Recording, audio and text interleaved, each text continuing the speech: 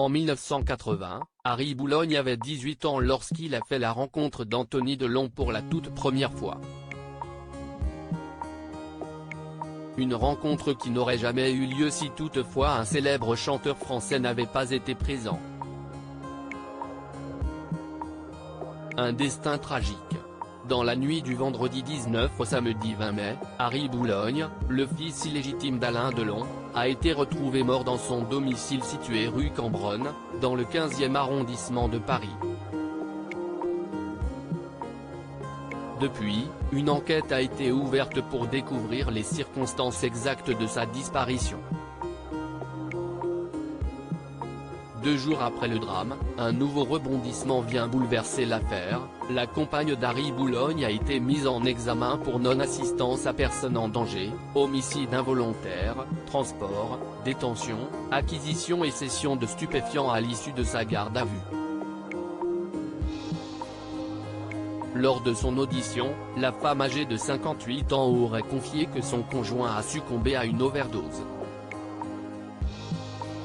De son côté, Anthony Delon, bouleversé par la mort de son demi-frère, s'est rendu sur les réseaux sociaux pour lui rendre hommage.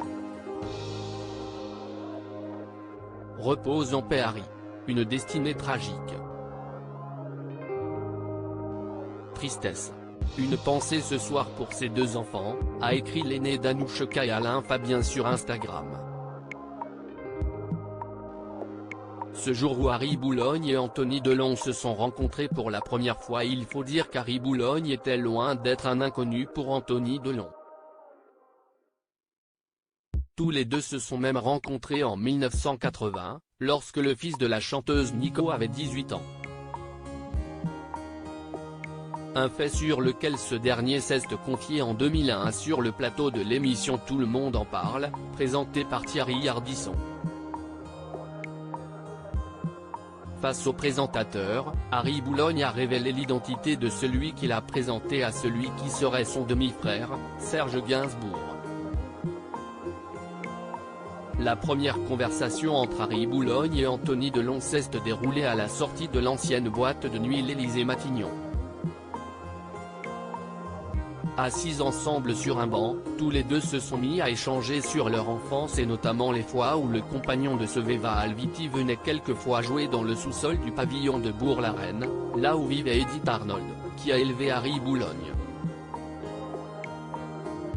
Une époque où ce dernier était présenté comme étant le fils du charcutier. Une première conversation qui l'a marqué à vie.